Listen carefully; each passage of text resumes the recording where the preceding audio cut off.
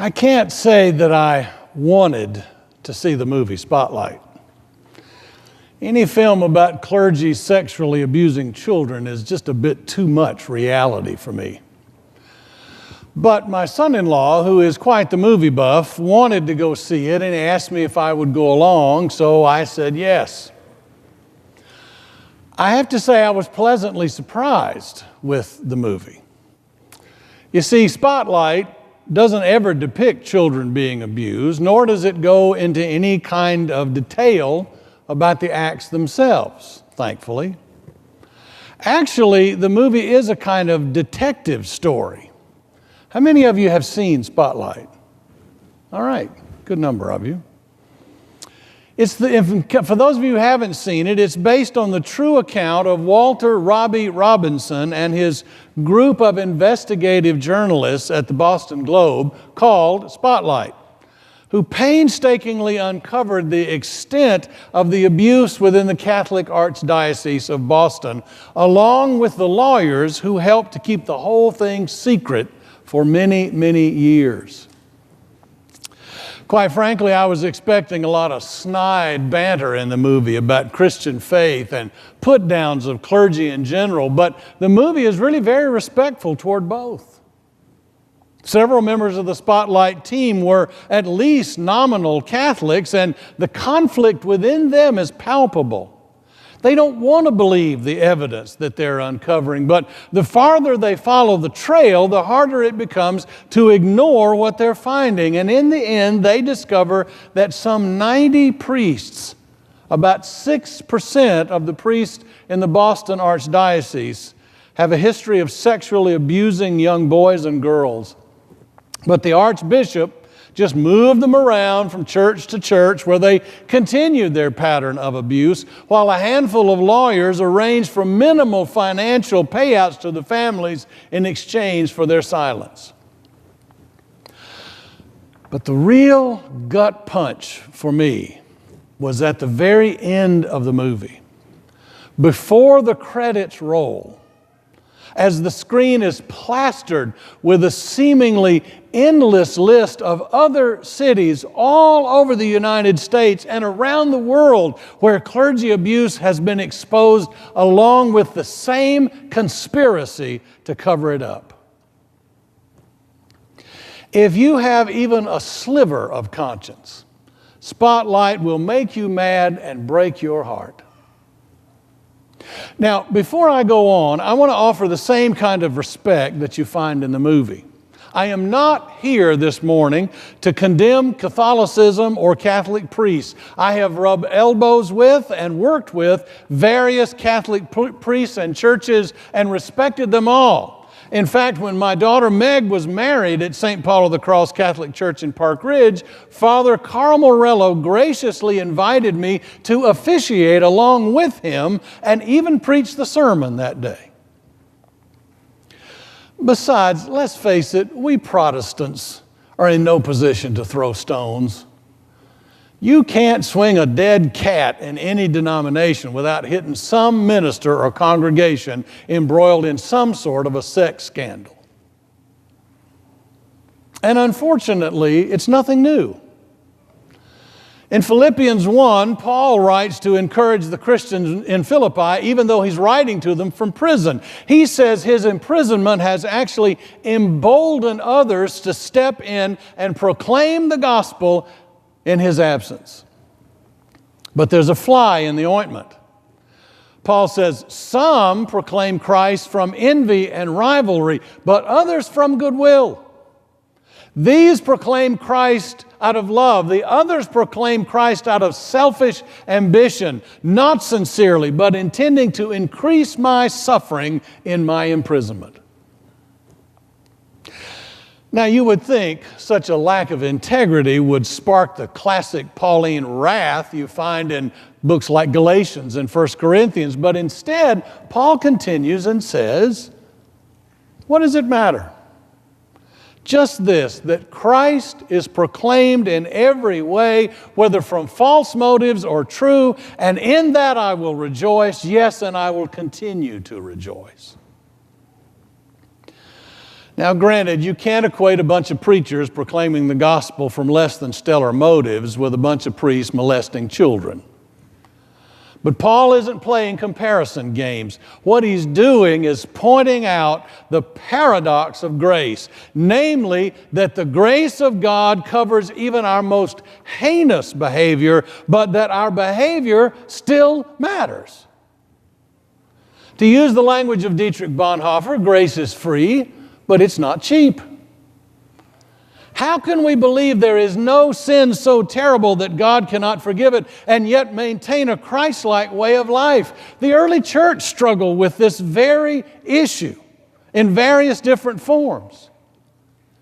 Particularly vexing was the question of what to do with Christians and clergy who had caved in during times of persecution and pledged loyalty to the emperor, or had turned in Christian writings, or had ratted out fellow believers, and then, when the persecution was over, they showed up back at the church as if nothing had ever happened. A priest named Donatus said such people should be banned from the church until they atoned for their sins, and any ritual performed by a priest who had disgraced himself, Donatus said, were not valid.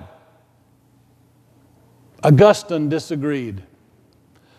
He said the grace of God was more powerful than any sin that could be committed, and that even if the priest at the altar was a sinner, God's grace was greater. Augustine won that argument, and I'm glad he did. But on the other hand, I'm sorry he did. You see, I am so profoundly grateful for God's forgiveness that gave me and continues to give me another chance at life and another chance at ministry after some of the stupid things that I've done. And yet I'm haunted by the specter of cheap grace. Grace without discipleship. Grace without sacrifice. Grace without the cross.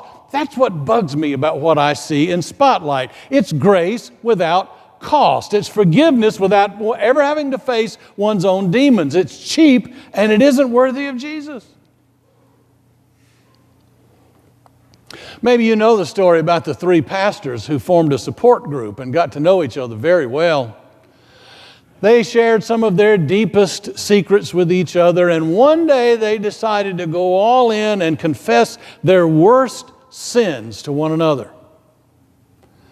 The Baptist pastor said, "Well, I have a problem with alcohol. I know my church frowns on it, but I really enjoy drinking. I've even gotten a few DUIs. Methodist pastor said, "Well, I have a problem with lust. I've even been unfaithful to my wife a couple of times, and I feel awful about it." The United Church of Christ pastor said, "Well, I have a problem with gossip, and I can't wait to get out of here." Not exactly discipleship behavior, is it? It's a story about a soldier in Alexander the Great's army who was caught sleeping at his post during nighttime guard duty. He was dragged before Alexander himself, and the infraction was told to the famous general. Alexander looked down from his horse and said, "What's your name, soldier?" The soldier said, "My name's Alexander."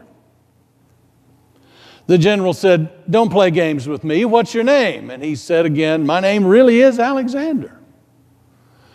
And with that, the general leaned down over his horse and swatted the man across the face so hard that he fell backwards into the dirt. And with barely concealed rage, Alexander the Great said, "Listen, soldier, either change your behavior or change your name."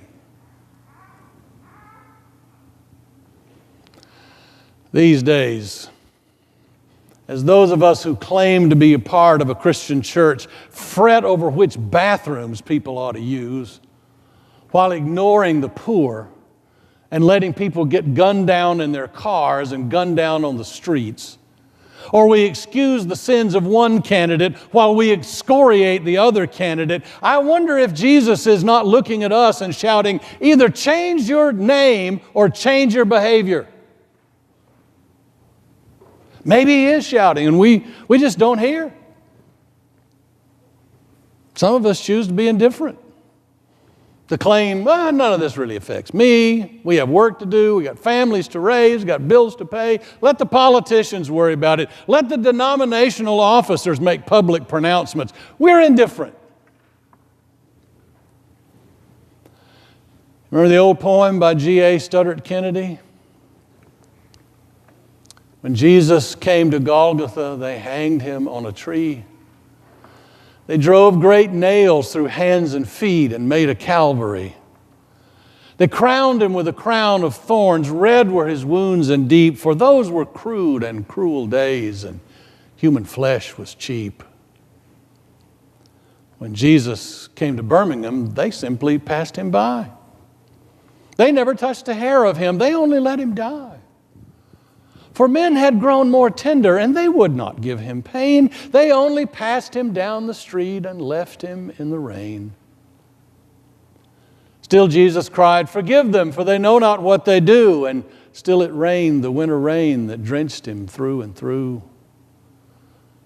Crowds went home, left the streets, and without a soul to see, Jesus crouched against a wall and wept for Calvary.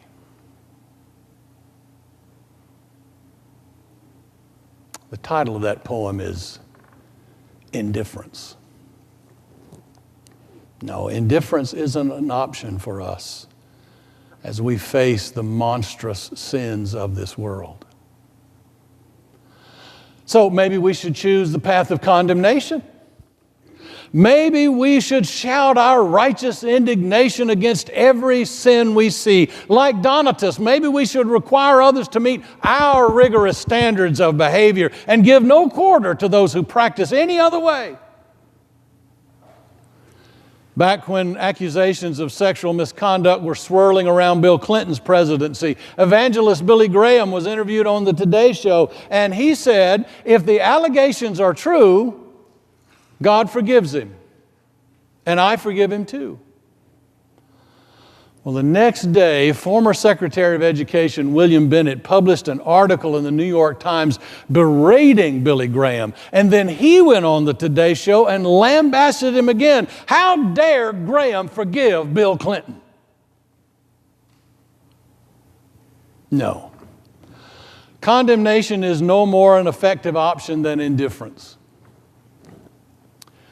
But there's another response we can make. Instead of indifference or instead of condemnation, we can resolve to be the righteous remnant.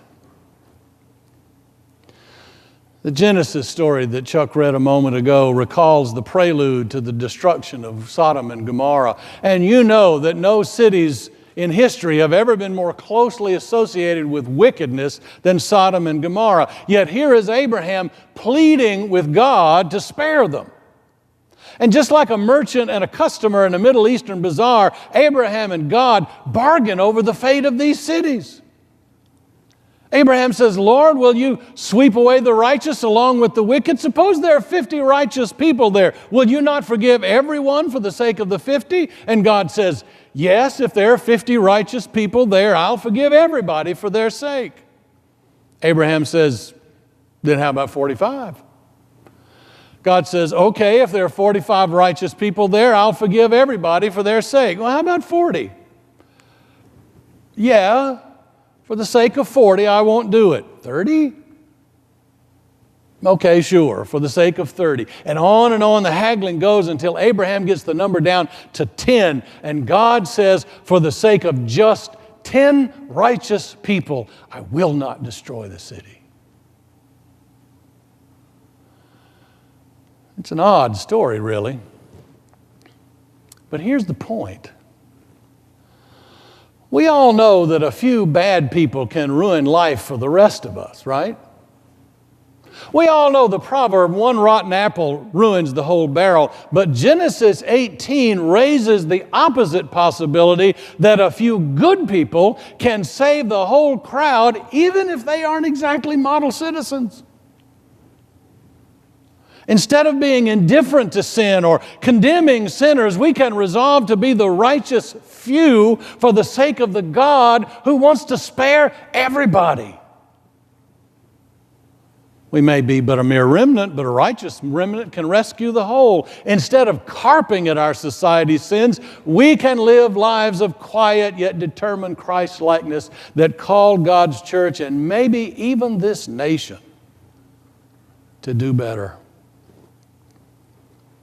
And maybe even make us better in the process. It's worth a shot.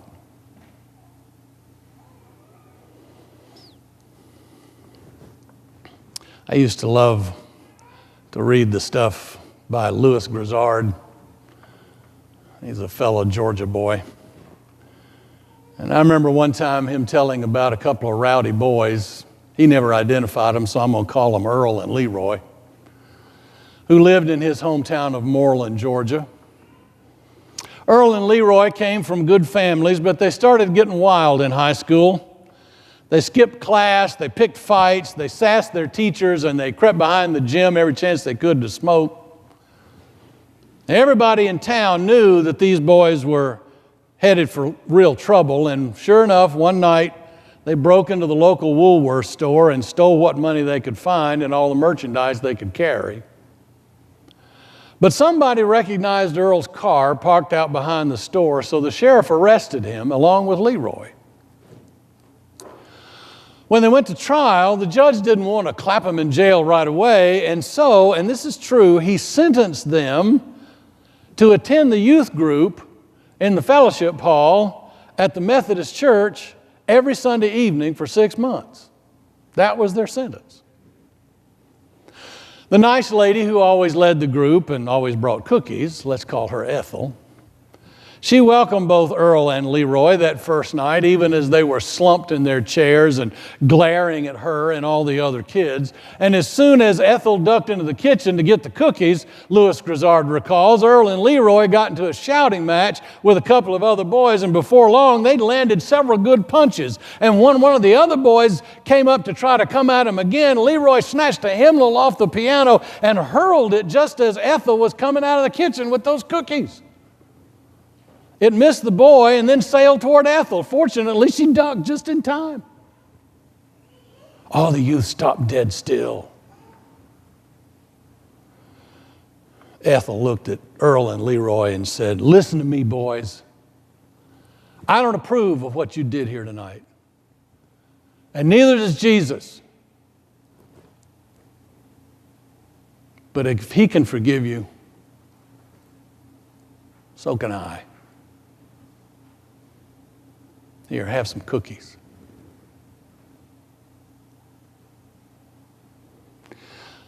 Grizzard said the last he heard of Earl and Leroy, they'd both grown up to be good daddies with steady jobs who rarely missed a Sunday in church. Grizzard said it was the first miracle he ever saw.